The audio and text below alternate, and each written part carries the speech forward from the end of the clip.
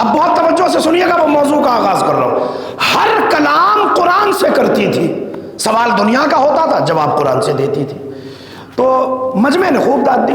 اب مجمع بھی ہر مزاج کا ہوتا ہے، کوئی مولانا کی بات کو مان لیتا ہے، کوئی ذرا نانکر کر کے مانتا ہے، کوئی جا کے مولانا سے سوال کرتا ہے۔ ناشتے کی ٹیبل سجی ہوئی تھی، سارے علماء کو وہاں بلا لیا گیا، مولانا بھی تھے، ہم لوگ بھی تھے۔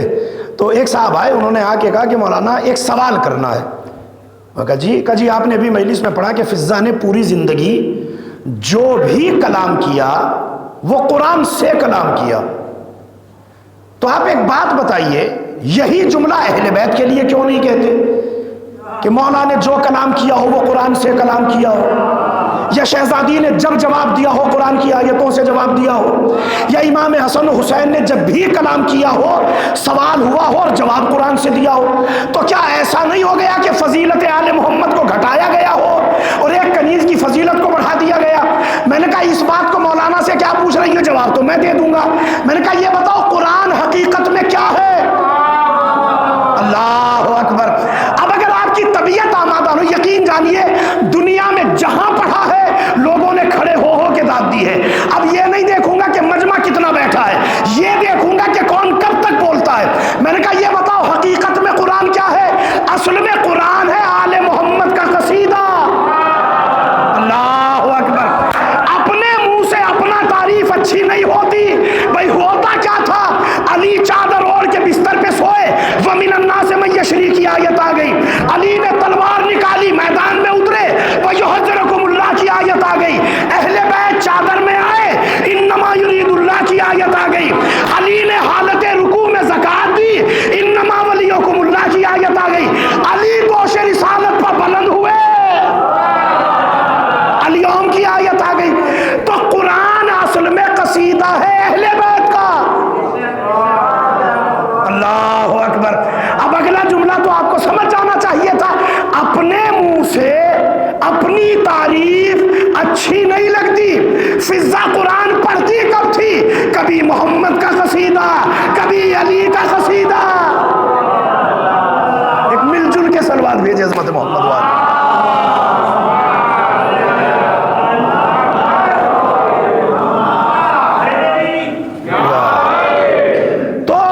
معاملہ صرف اتنا ہے کہ اگر آپ سمجھنے کی کوشش کریں تو فضائل اہل بیت کے آپ کو انشاءاللہ ایک احسن طریقے سے سمجھ میں آ جائیں گے۔ قرآن سے کلام نہیں تھا، اہل بیت کے فضائل سے کلام تھا۔ یہی قرآن تھا، اہل بیت عمل کرتے گئے، قرآن کی آیتیں اترتی گئی۔ کوئی اہل بیت سے جلتا گیا، تبرے کی آیتیں اترتی گئی۔ اہل بیت سے ہٹ کے قرآن تھوڑی ہے، یا دوستوں کا قصیدہ ہے یا دشمنوں پہ تبرہ ہے، یہی تو قرآن۔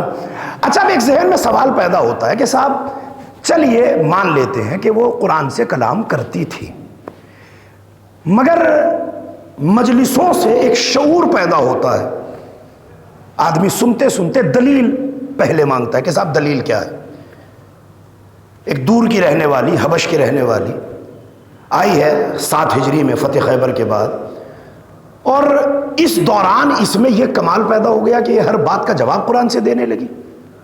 آپ گجرات کے رہنے والے ہیں، بہت سے اکثریت آپ کی یہی کی ہے، کچھ ادھر ادھر سے آئے یہاں پہ بس گئے۔ میں یو پی کا رہنے والا ہوں، اگر میں گجراتی بولنے بھی لگوں تو آپ کو پتہ چل جائے گا باہر کا ہے، ہماری زبان بول رہا ہے، پتہ چلے گا کہ نہیں چلے گا؟ آپ ہماری ہندی بھاشا بولیے یا اردو بولیے، آپ کے بولتے ہی میں پکڑ لوں گا کہ باہر کا ہے کہ جو ہماری زبان بول رہا ہے۔ زبان ہے اہل بیت کی اور خدا کی، کلام کر رہی ہے فضہ۔ تو ایک جواب تو یہ ہو سکتا ہے کہ جن کی زبان تھی انہوں نے کمال دے دیا، ایک افہام و تفہیم کے لیے ایک جواب تو یہ ہو سکتا ہے کہ چلیے صاحب یہ مان لیتے ہیں کہ انہوں نے کمال دے دیا، مگر پھر ذات کا بھی تو کوئی کمال ہونا چاہیے۔ چلیے ذات کا کمال آپ کو بتاتا ہوں۔ بہت سے علماء نے، ایک عالم گزرے ہیں علامہ دیلمی، انہوں نے کتاب لکھی ہے تاریخ الشیعہ فی البغداد، بغداد میں شیعوں کی تاریخ۔ انہوں نے اس میں اس واقعے کو تحریر فرمایا تاریخ شیعت کے عنوان سے۔ اور برادران اہل سنت کے یہاں بھی، کیونکہ امام ابو حنیفہ کے ساتھیوں میں تھے جس ذات کا میں آپ کے سامنے تذکرہ کرنے جا رہا ہوں، انہوں نے مل کر آپ کے چھٹے امام سے تعلیم و تعلم کا سلسلہ قائم کیا تھا۔ ابو حنیفہ امام اعظم جنہیں کہا جاتا ہے، وہ بھی چھٹے امام کے شاگرد تھے اور یہ بھی امام کے غلاموں میں سے تھے، اور کچھ علماء نے لکھا ہے کہ یہ 8ویں امام کے غلاموں میں سے تھے یا ان سے آپ نے کسب فیض کیا۔ بہرحال اس وقت یہ موضوع بحث نہیں ہے، لیکن چھٹے امام سے بھی سلسلہ ملتا ہے اور 8ویں امام سے بھی ملتا ہے۔ چھٹے ہو یا 8ویں، ہمارے یہاں الگ تو کوئی ہے نہیں بھئی، جو پہلا ہے وہی آخری ہے، جو درمیان والا ہے وہ اس سے پہلے والا ہے، یہ سب کے سب محمد ہیں، تو چاہے چھٹے سے لیا ہو یا 8ویں سے لیا ہو۔ بہرحال چھٹے کے میں نے پڑھا ہے، کتاب بھی میرے پاس موجود ہے، جو دیکھنا چاہے موبائل میں دیکھ لے۔ آپ کے اور ہمارے چھٹے امام جعفر صادق علیہ السلام کا دور امامت ہے۔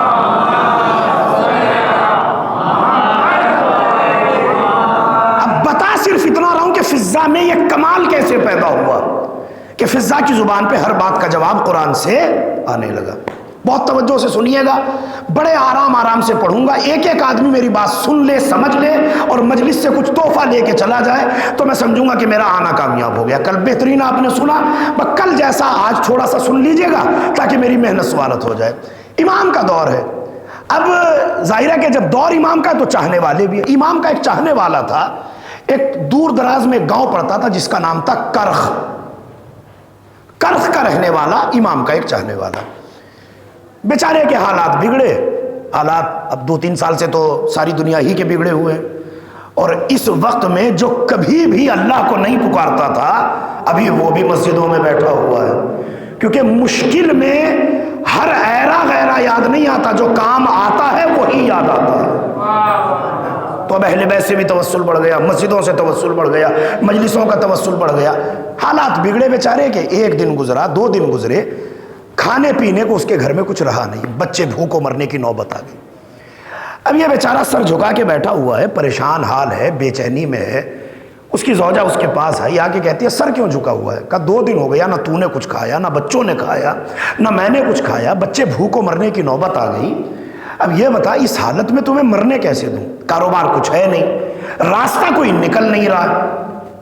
اس نے کہا تیرے جیسا کمزور عقیدے کا شیعہ میں نے نہیں دیکھا، اگر جملہ پہنچ جائے تو ایک ایک آدمی کا چہرہ بتا دے گا کہ اس نے جملے کو سنا ہے، صحن دل میں اترا ہے۔ اس نے کہا کیا مطلب؟ کہ کرم کا دریا مدینے میں بہ رہا ہے اور تو یہاں بیٹھ کے مقدر کا ماتم کرتا ہے۔ انہوں نے کہا تیری سمجھ میں آیا، میری سمجھ میں کیوں نہیں آیا؟ میرا امام تو مدینے میں ہے۔ کہا پھر یہاں بیٹھا کیا؟ جا کے امام سے مدد طلب کر۔ یہ بیچارہ گھر سے نکلا۔ اب دیکھیں کتنا غیرت مند تھا، کتنا غیرت مند تھا۔ جملہ کہوں گا، کسی کو نشانہ نہیں بنا رہا ہوں، ایک عام پریشانی ہے جو دنیا کی آپ دیکھ رہے ہیں آج کے زمانے میں۔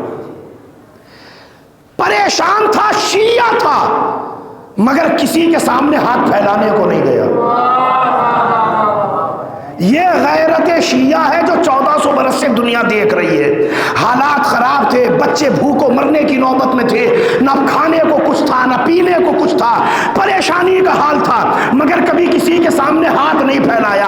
تاریخ نے بتا دیا شیعہ چاہے جیسا ہو مگر بے غیرت نہیں ہوتا، ایرے غیرے کے سامنے ہاتھ نہیں پھیلاتا۔ اب اگر کوئی مانگتا ہوا یہاں تک آ جائے تو وہ کچھ بھی ہو سکتا ہے، اہل بیت کا شیعہ نہیں ہو سکتا، کیونکہ ہاتھ پھیلا رہا ہے۔ پھیلانا ہے تو اس کی بارگاہ میں پھیلا جس نے آپ کو دیا۔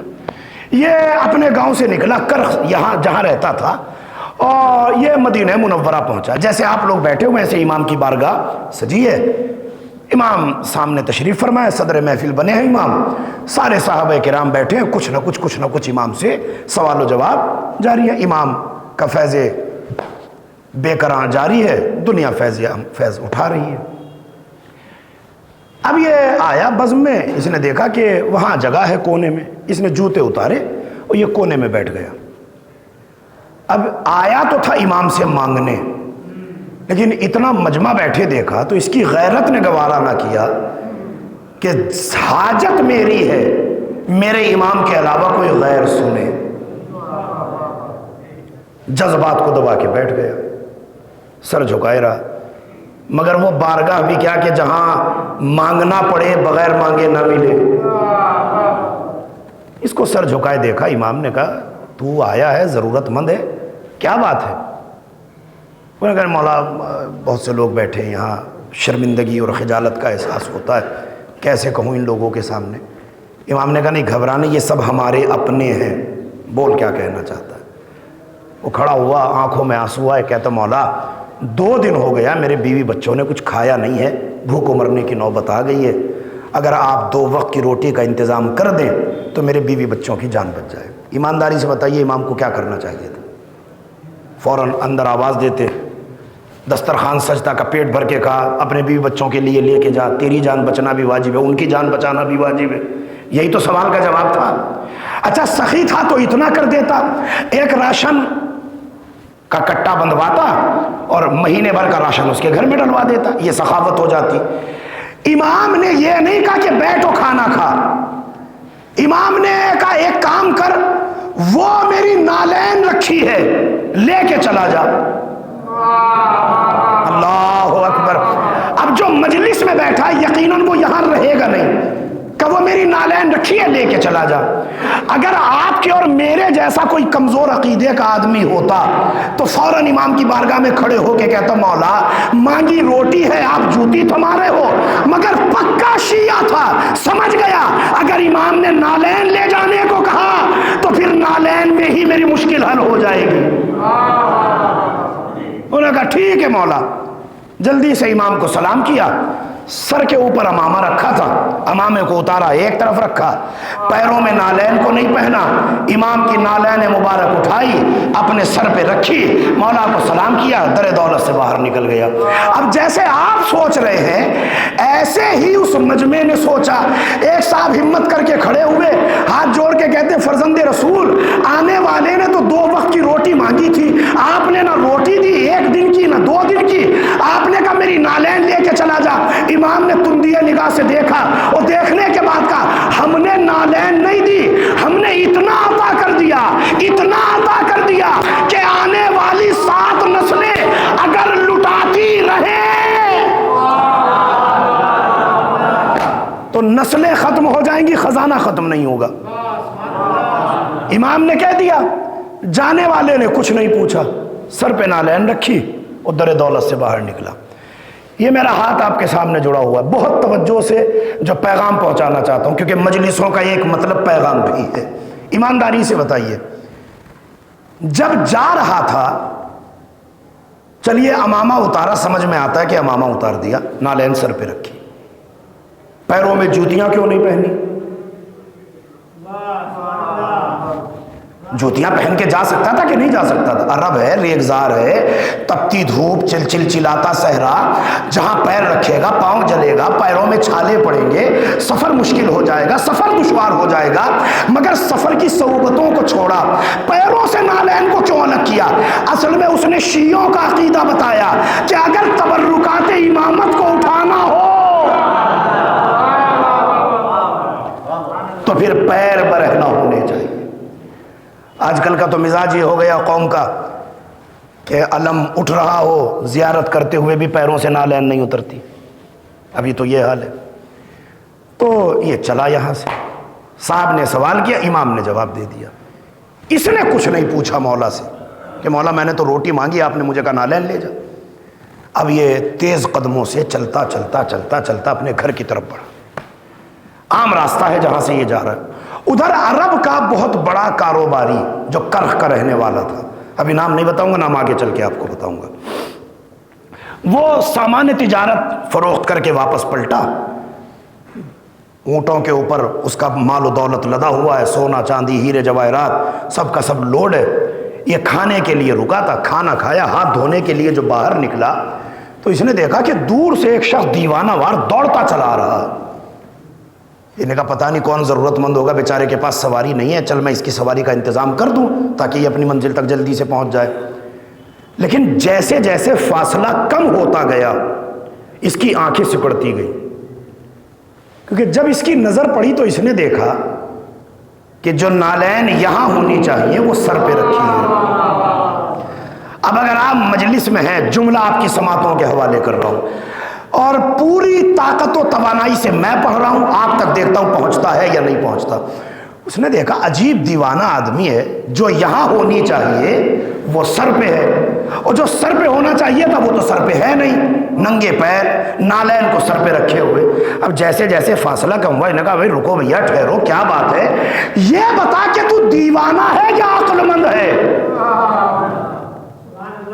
اس نے کہا عقل مندی کا دعویٰ تو نہیں کرتا، مگر یہ بھی جانتا ہوں کہ دیوانہ آل محمد کا ہوں۔ انہوں نے کہا اگر ان کا دیوانہ ہے تو پھر تجھ سے عقل مند کون ہوگا؟ یہ بتا کہ یہ یہاں رکھی جاتی ہے کہ یہاں پہنی جاتی ہے؟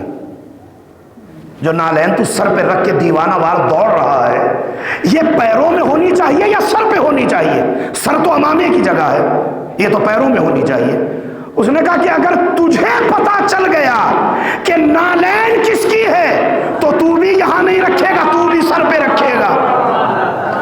اس نے کہا کس کی نالین؟ کہ یہ اس کے بیٹے کی ہے کہ جو عرش پہ گیا تھا نالین سمیت گیا، جس نے عرش پہ بھی نالین نہ اتاری۔ کہ فرزند رسول؟ کہاں؟ کہ تیرے پاس کیسے آئی؟ کہ وہ میں ایک مشکل میں گھرا تھا، حل لینے کے لیے مولا کی دروازے پہ گیا، امام نے کہا نالین لے کے چلا جا۔ کہ پریشانی کیا تھی تیری؟ کہ بیوی بچے بھوکے مر رہے ہیں، کھانے پینے کو کچھ نہیں ہے۔ کہ پھر اس نالین سے کیا تمہارا پیٹ بھرے گا؟ انہوں نے کہا یہ تو میں نہیں جانتا کہ پیٹ بھرے گا یا نہیں، مگر امام نے دی ہے تو کسی مصلحت کے تحت دی ہے۔ اللہ اکبر، آپ کی قربان جاؤں سماعتوں پر، اگر امام نے دی ہے تو کسی مصلحت کے تحت دی ہے۔ اس نے کہا ایک کام کر، سودا کر لے۔ اب دیکھیے دیوانہ تھا آل محمد کا، مگر کیا عقل مندی کی بات کر کے گیا۔ اس نے کہا تیری اوقات نہیں ہے کہ ان جوتیوں کی قیمت دے سکے۔ انہوں نے کہا نہیں تو صحیح کہتا ہے بھائی، میری حیثیت نہیں کہ میں ان کی قیمت دے سکوں، ہدیہ تو کچھ کر سکتا ہوں۔ انہوں نے کہا مجھے دینی ہی نہیں ہے۔ انہوں نے کہا نہیں ذرا سوچ لے، کسی مصلحت کے تحت امام نے دی ہوگی، ہو سکتا ہے تیری مصلحت میرے ذریعے سے پوری ہو رہی ہو۔ اس نے تھوڑا سوچا، سوچنے کے بعد کہا کہ مولا سے تو روٹی مانگنے گیا تھا، امام نے کہا نالین لے کے چلا جا۔ اب نالین سے تو پیٹ بھرے گا نہیں، یہ سودا کرنے کو تیار ہے، ہدیہ دینے کو تیار ہے، تو چلو اس سے ہدیہ لیے لیتے ہیں، جو ملے گا اس سے انشاءاللہ ہمارا کام بن جائے گا۔ اس نے کہا یہ بتا کہ تو اس کے عوض میں کیا دے گا؟ اب آنے والے کو نہیں پتا کہ امام نے کیا قیمت بتائی ہے، لانے والے کو نہیں پتا کہ امام نے کیا قیمت بتائی ہے، جس کو بتائی تھی وہ امام کے دربار میں موجود ہے۔ اس نے کہا میں یہ تو نہیں جانتا کہ اس کی کیا قیمت دے سکتا ہوں، مگر یہ سامان تجارت بیچ کے آیا ہوں، یہ سونا چاندی ہیرے جواہرات یہ سب کا سب اونٹوں پہ لدا ہوا ہے، یہ میں نہیں جانتا کہ کتنا ہے، مگر اتنا جانتا ہوں کہ تیری آنے والی 7 نسلیں اگر لٹاتی رہے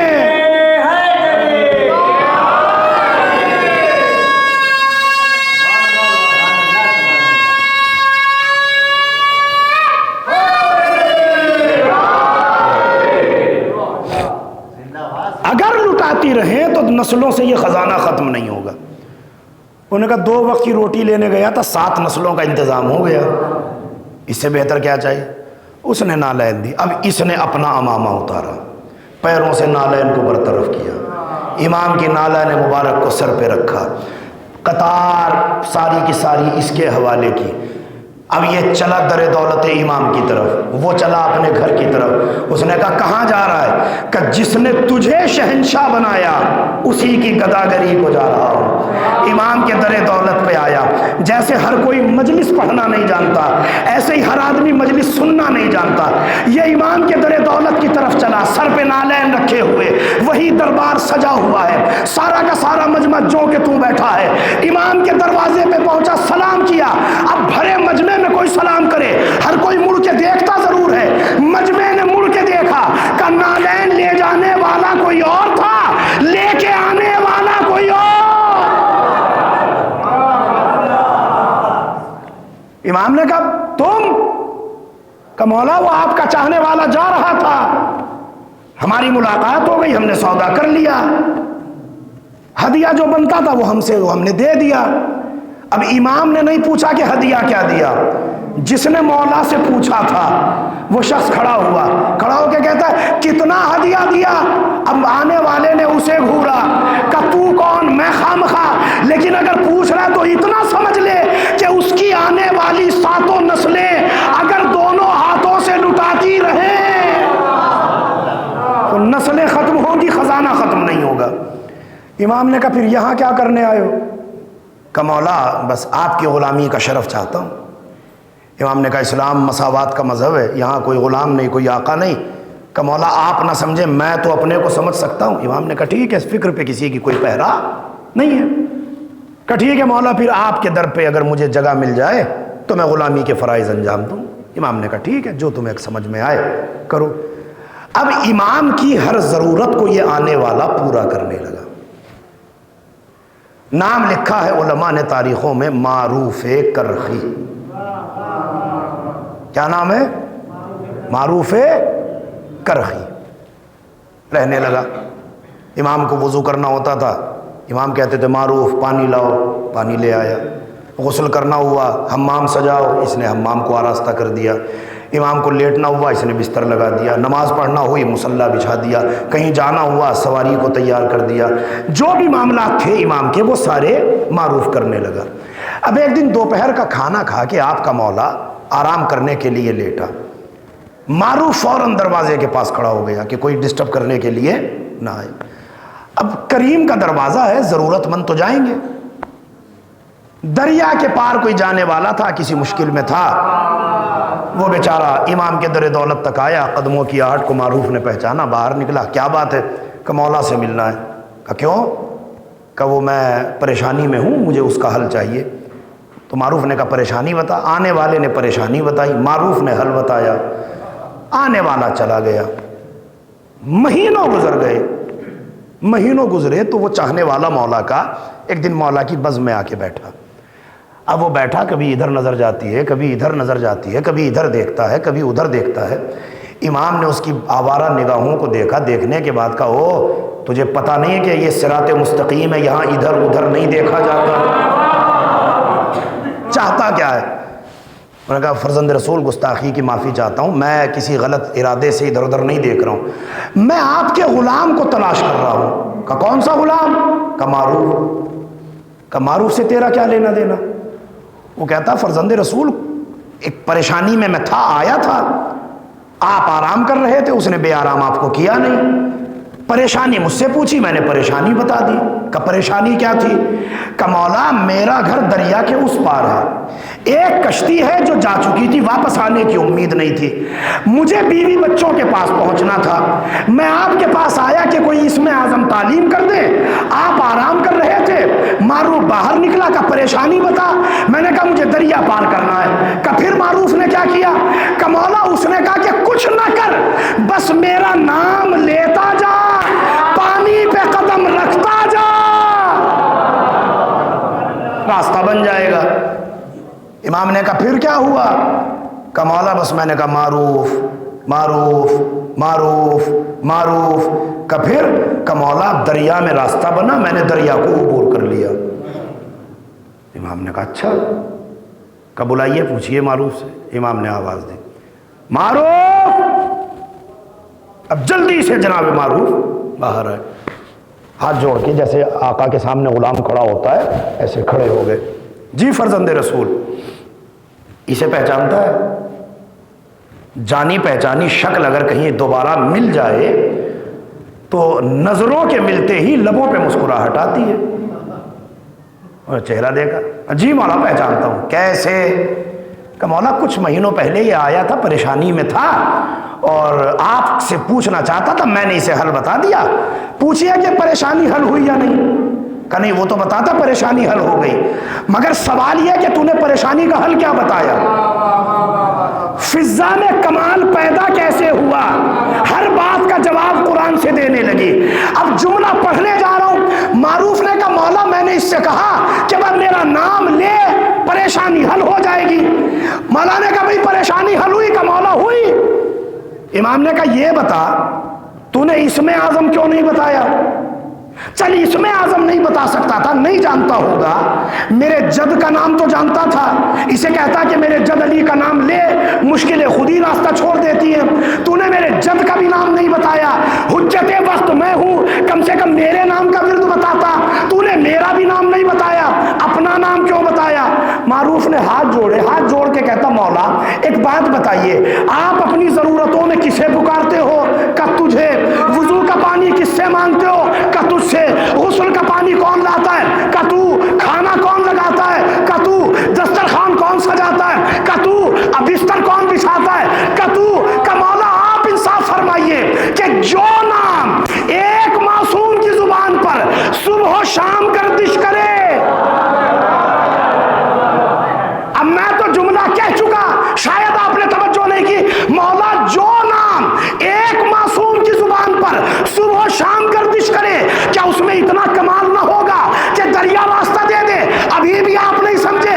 اما جو نام ایک کی زبان پر ہے، جب وہ ایسا ہے، فضا کا نام کبھی محمد، کبھی علی، کبھی فاطمہ، کبھی حسن، کبھی حسین،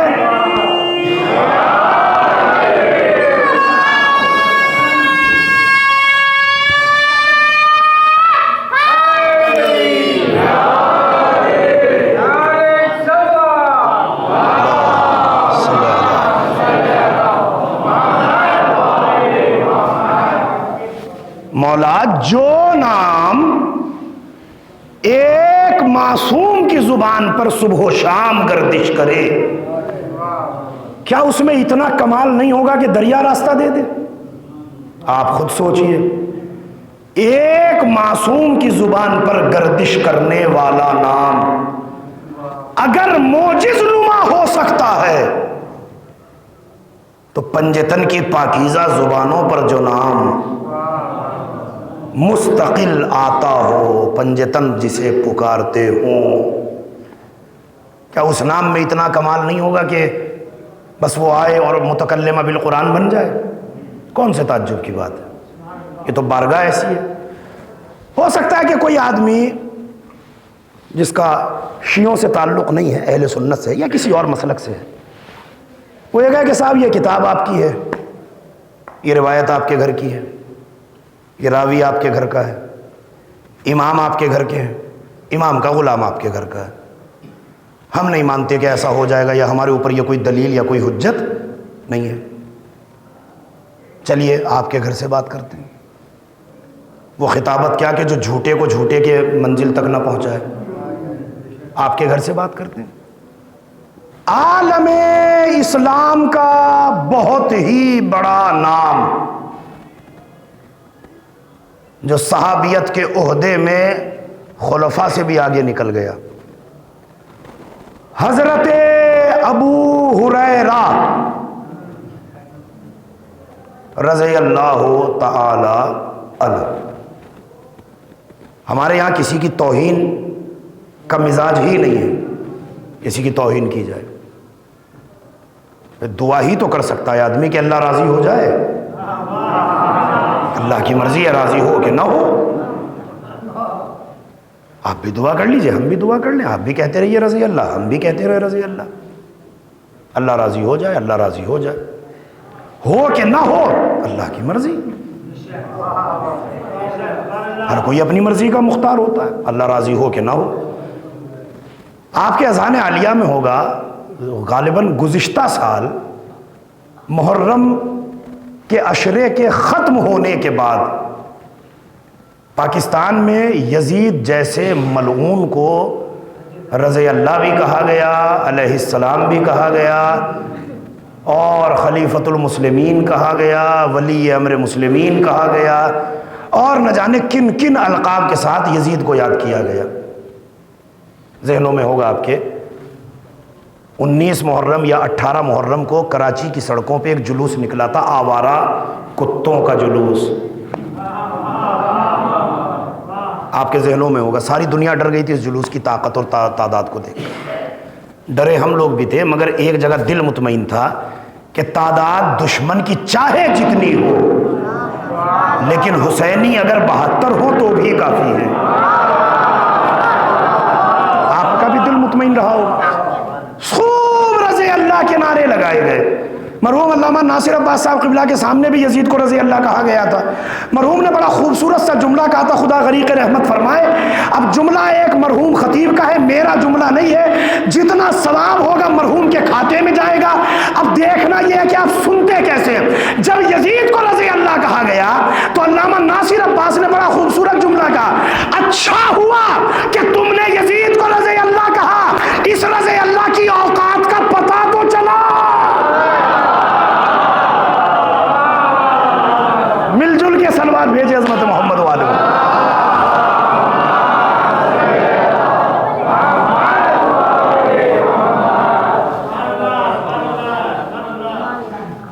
چلے صاحب آپ ہی کے یہاں سے بات کرتے ہیں. دیکھیے لگ بھگ 15 منٹ کے آس پاس کا یا 13 منٹ بس اور میرے پاس بچا ہوا ہے. 45 منٹ کے آس پاس یا 47 منٹ پڑھ چکا ہوں. آہستہ آہستہ سارا وقت نکل جاتا ہے, ساری بات چھوٹ جاتی ہے. اور مصیبت ہم لوگوں کے ساتھ یہ ہے کہ ایک مجلس میں ایک موضوع کو مکمل کرنے کی کوشش کرتے ہیں تاکہ بات یہ نہ ہو جائے کہ کل یہ پڑھاؤ, پرسوں وہ پڑھا اور اس دن یہ پڑھا. روز آئیے, نیا سنیے اور کچھ نہ کچھ مجلس سے لے کے جائیے.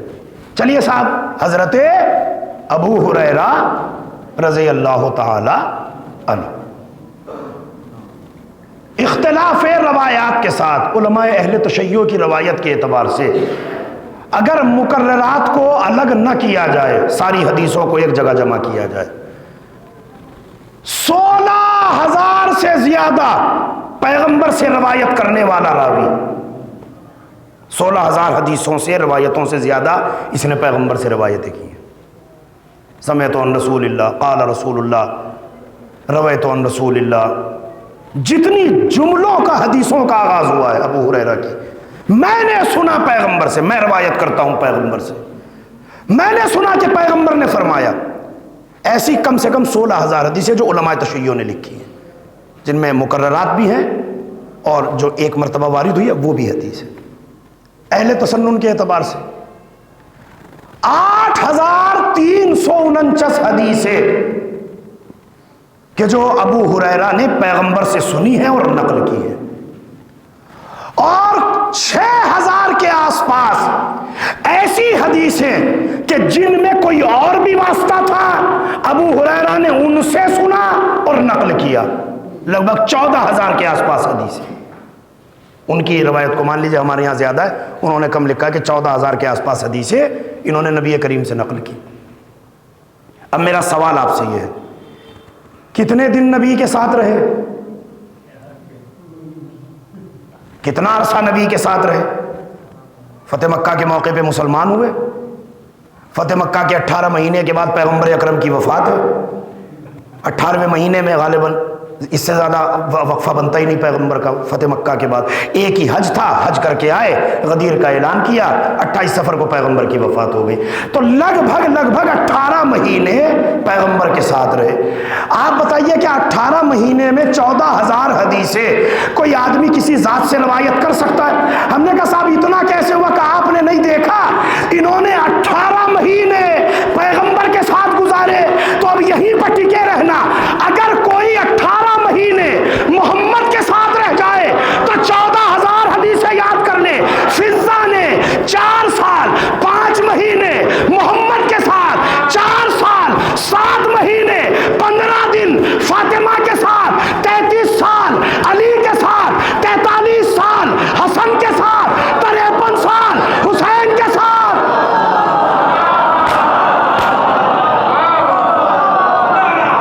اب بتائیے ایمانداری سے, 18 مہینے نبی کریم کے ساتھ رہنے والا 14,000 حدیثیں نقل کر سکتا ہے. 24 گھنٹے ساتھ رہا نبی کے, گھر کے باہر ہی تو تھا, مسجد میں رہا, اتنی حدیثیں نقل کر دی. اور جو رہی ہی نبی کے گھر میں ہو تو کتنی حدیث کے, کتنی آیتیں, کس قدر فضہ نے حدیثوں کو اور قرآن مجید سے استفادہ کیا ہوگا. اور یہ عادت تو صرف میں نے ابھی آپ کو امام حسین تک بتایا ہے. 4 سال 3 مہینے پیغمبر، 5 مہینے 15 دن، 4 سال فاطمہ، 33 سال مولا کائنات، 43 سال امام حسن، 53 سال امام حسین، 49 سال زین العابدین اور 27 سال محمد باقر کے ساتھ رہی۔ تو جس کا اٹھنا بیٹھنا رہنا، سونا کھانا پینا جاگنا، آرام استراحت بے آرامی سب بزم معصوم میں ہوئی ہو، تو کیا اس کے حافظے میں یہ کمال نہیں ہوگا کہ وہ ہر بات کا جواب قرآن سے دے دے؟ اچھا چلیے اسی پہ رکیے۔ حضرت ابو ہریرہ کا حافظہ کتنا قوی تھا، کتنا مضبوط حافظہ تھا آپ کا؟ صاحب حافظہ تو ایسا تھا کہ دوپہر کا کھایا شام تک یاد نہیں رہتا تھا کہ کیا کھایا۔ پھر حدیثیں کیسے یاد ہوئیں؟ صاحب وہ ایک دن ایسا ہوا، یہ برادران اہل سنت کی روایت ہے، ہماری روایت نہیں ہے، ایک دن ایسا ہوا نبی کی پیاری پیاری زوجہ نے اللہ کے پیارے حبیب کے لیے بڑے پیار سے ایک پیارا پیارا دسترخوان چنا، اللہ کا پیارا حبیب دسترخوان پہ آ کے بیٹھا، حضرت ابو ہریرہ بھی ساتھ میں آئے، اندر سے پیاری زوجہ نے پیارے حبیب کو بلایا، اللہ کا پیارا نبی پیاری زوجہ کے پاس گیا، یہ دسترخوان پر بیٹھے تھے، انہوں نے بغیر اجازت کے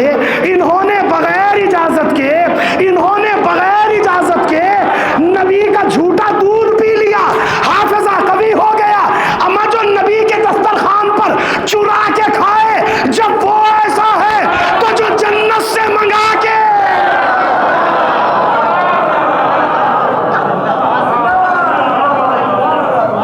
محمد کو کھلائے۔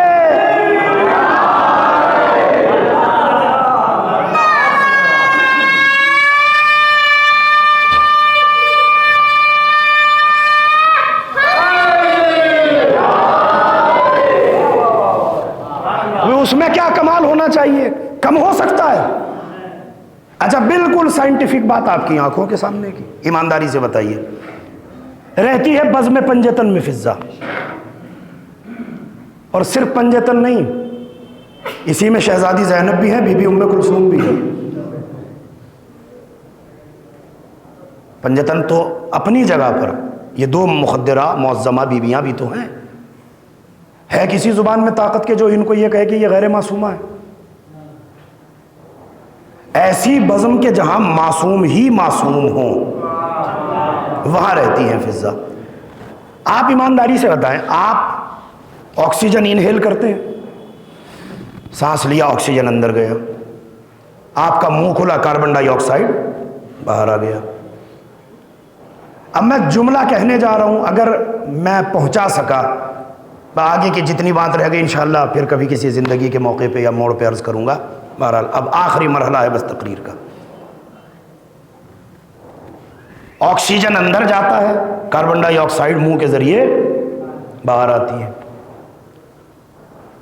کس زبان سے فضا کے فضائل کوئی پڑھے؟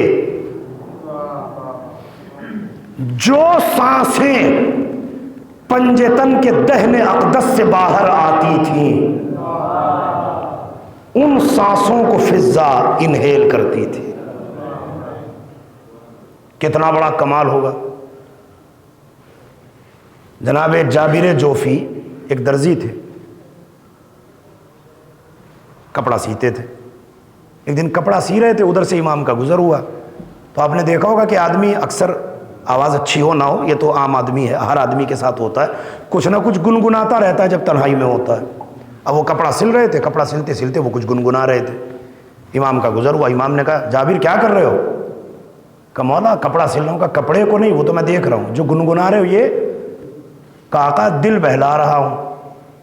امام نے کہا اگر دل بہلانا ہے تو قرآن سے بہلا، کہ دنیاوی لہو و لعب سے تجھے کیا حاصل ہوگا؟ اس نے کہا مولا میں تو نیرا جاہل ہوں، مجھے تو کچھ آتا جاتا ہے نہیں۔ امام نے کہا شیرینی لے کے آ۔ اب شکر یا جو بھی اس دور میں مٹھائی اس زمانے کی چلتی ہوگی وہ لے کے آیا، امام نے دہن اقدس میں رکھا، کہ یہ کھا لے۔ 2 دانے جابر نے کھائے، سینہ علم سے بھر گیا۔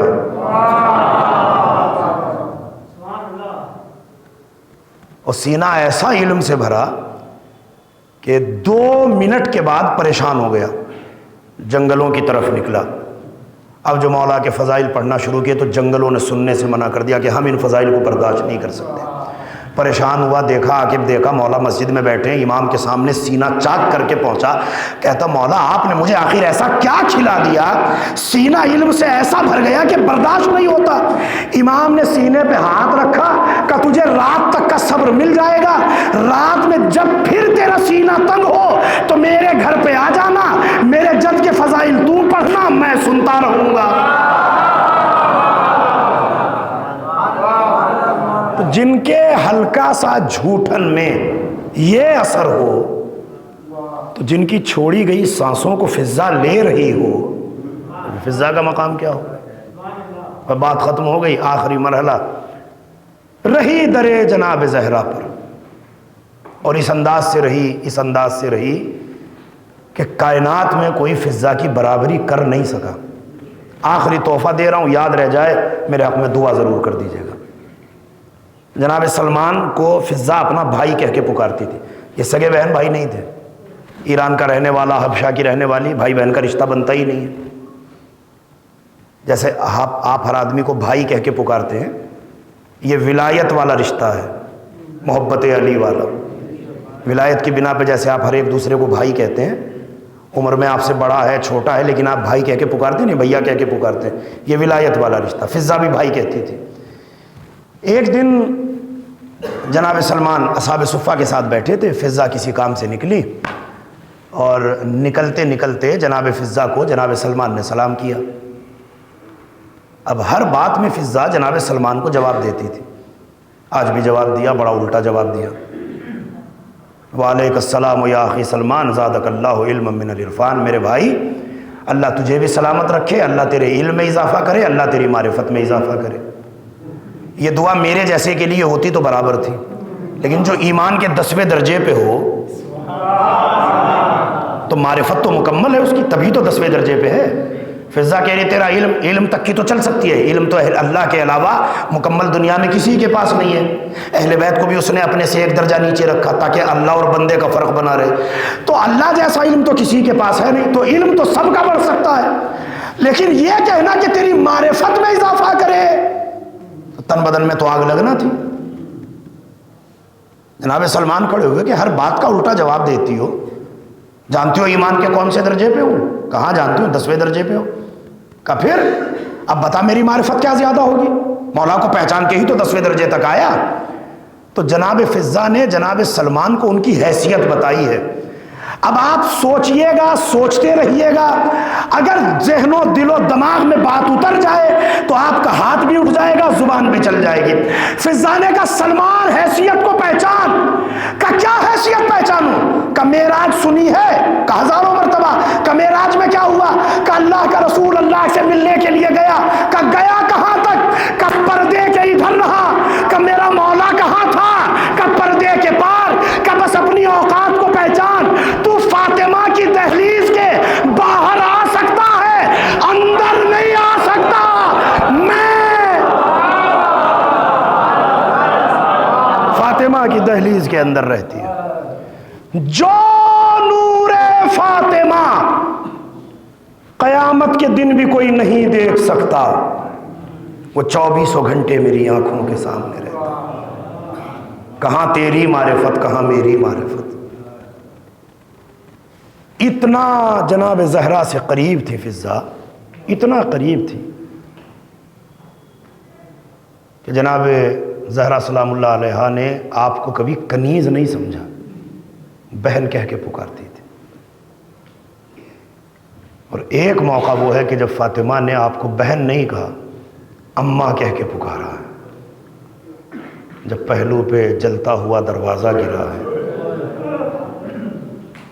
فاطمہ کا بیٹا محسن شہید ہوا ہے، تب آپ نے تڑپ کے آواز دی فصاح صیحتن، ایک چیخ ماری جناب زہرا نے، فرمایا اماں فضا میری مدد کو آؤ، میرا محسن مارا ہے۔ اللہ اکبر، اجرکم اللہ، اجرکم اللہ۔ وقت تمام ہو گیا، کیا مصائب پڑھوں، کتنے مصائب پڑھوں۔ آپ کے یہاں 75 دن کی روایت بڑے زور و شور سے منائی جاتی ہے. ہمارے یہاں 3 جمادی ثانیہ منائی جاتی ہے. دونوں روایتیں شہزادی کی شہادت ہی کی ہیں. علامہ حامد حسین صاحب قبلہ صاحب بقات الانوار، مولانا آغا روحی صاحب قبلہ کے دادا، شیعہ قوم پہ بہت بڑا احسان ہے اس عالم کا. ہندوستان میں جو کیلنڈر مرتب کیا ہے وہ حامد حسین صاحب قبلہ کی تحقیق کے مطابق ہے. تو اس میں انہوں نے 75 اور 90 دن کی روایت پہ بات کی جو انہوں نے دلیل دی ہے. تو حامد حسین صاحب قبلہ کے نزدیک 3 جمادی الثانیہ کی روایت قابل اعتبار ہے. اس کی انہوں نے دلیل دی ہے کہ اس پہ سب سے بڑی دلیل ہے جناب سیدہ کی وہ وصیت جس میں آپ فرماتے ہیں یا علی غسلنی باللیل کفنی باللیل حنتنی باللیل ودفنی باللیلۃ المظلمہ.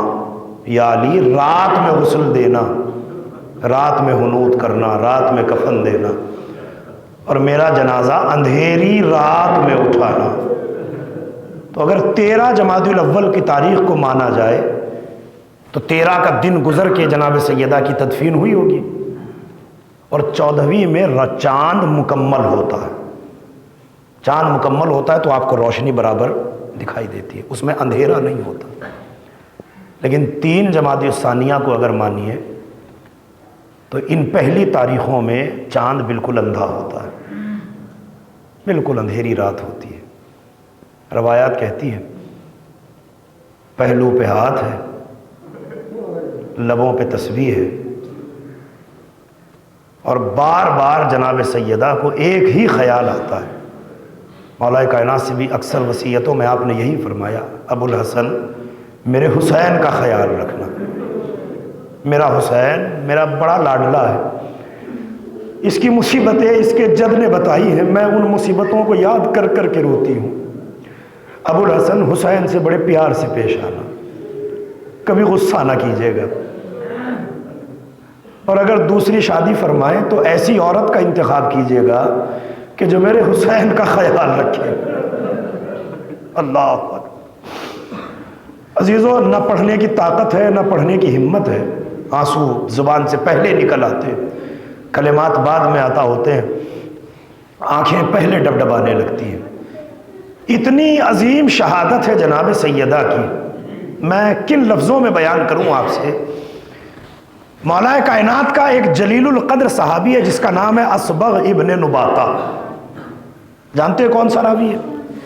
جب مولا سر پہ ضربت کھا کے بستر پر لیٹے تھے تو اصبغ اس وقت میں بھی مولا کا محرم راز تھا. آپ بہتر ہیں یا آدم، آپ بہتر ہیں یا نو، یہ روایت نقل کرنے والے اصبغ ابن نباطہ ہیں آخری وقت میں مولا کائنات سے. تو کتنا محرم راز ہوگا اصبغ مولا کا، آپ سوچتے رہیے گا. اصبغ کہتا ہے کہ رسول خدا کی تدفین کے بعد ہم گھر میں آئے، میں پا برہنہ اپنے بستر پہ لیٹا تھا، آسمان کی طرف میری نظریں تھی، اچانک میں نے دیکھا فاطمہ کے گھر سے دھواں اٹھ رہا. میرا دل بے چین ہوا، میں نے کہا مسلمانوں کی غیرت کو کیا ہو گیا. ابھی حمزہ کی شہادت پہ تو نبی نے کہا تھا کہ مرحوم کے گھر میں کھانا نہ پکے محلے والے بھیجیں. کیا مسلمان اتنے بے غیرت ہو گئے فاطمہ کے گھر کھانا نہیں بھیجا؟ جو سمجھ گیا اس کی زندگی بھر رونے کو کافی ہے، پڑھنے کی ضرورت نہیں ہے. جناب حمزہ کی شہادت ہوئی، دوپہر رسول خدا نے نماز پڑھائی، مسجد سے نکلے. جعفر طیار کے لیے بھی روایت ہے، جناب حمزہ کے لیے میں نے پڑھا. پیغمبر نے دیکھا حمزہ کے گھر سے دھواں اٹھ رہا ہے. پیغمبر نے امامہ زمین پہ پٹکا کہ مدینے والوں تمہاری غیرت کو کیا ہو گیا؟ یا رسول اللہ کیا ہوا؟ کہ جس گھر کا کوئی وارث مر گیا ہو تو کیا پسماندگان کھانا پکائیں گے؟ عورتوں کو رونے دو، 2 دن تک تم لوگ کھانا بھیجو. اس دن سے مدینے کا معمول بن گیا تھا کہ جس گھر میں میت ہوتی تھی پڑوسی کھانا بھیجتے تھے. اسبق کہتا میرا دل پریشان ہوا اور میں سوچ رہا تھا کہ فاطمہ نے چولہا جلا دیا. میں نے پیروں میں نالین نہیں پہنی، ننگے پیر میں اپنے گھر سے نکلا، درے زہرا پہ آیا. ہو سکتا ہے فاطمہ نے چولہا جلایا ہو. اب جو میں دروازے پر پہنچا تو فاطمہ نے چولہا نہیں جلایا تھا، زہرا کا در جل رہا تھا. تماشا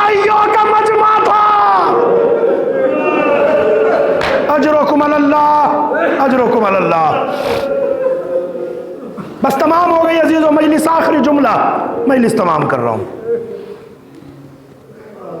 زہرا کا در جل رہا تھا، فاطمہ زہرا کا در جل رہا تھا. دروازہ لکڑی کا ہے، بڑی بڑی میخ ہوتی ہیں لکڑی کو روکنے کے لیے.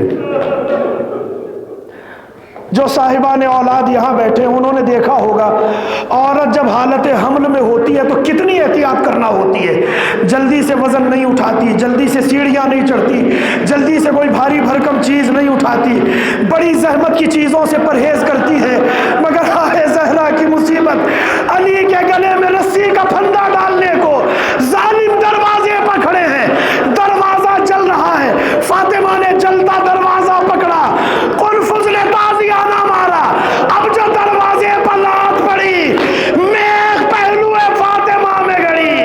زہرا نے تڑپ کے کہا اما فضا مجھے بچا لو، میرا محسن مارا.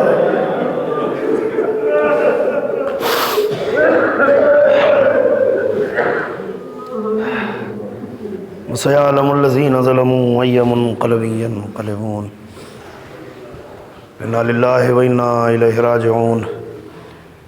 الہی بحق زہرا و ابیہا و بعلہا و بنیہا. خدا واسطہ محمد و آل محمد کا ہماری عبادت کو قبول فرما.